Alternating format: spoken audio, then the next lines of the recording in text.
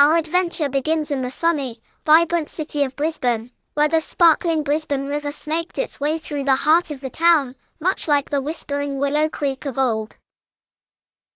Here, four inseparable friends were about to embark on a quest that would reveal the true magic within themselves.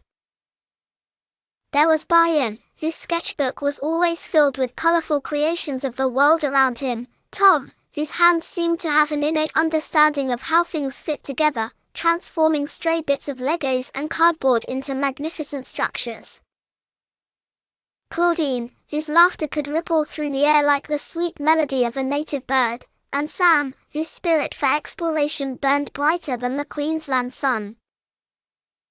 One particularly balmy morning, as the kookaburra's calls echoed through the fig trees, the friends noticed a peculiar stillness in Brisbane.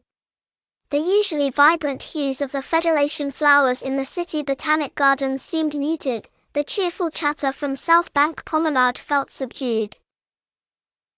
And even the iconic wheel of Brisbane seemed to turn with a touch less enthusiasm. It was as if the very vibrancy of their beloved city had somehow dulled. A sense of unease settled over the group.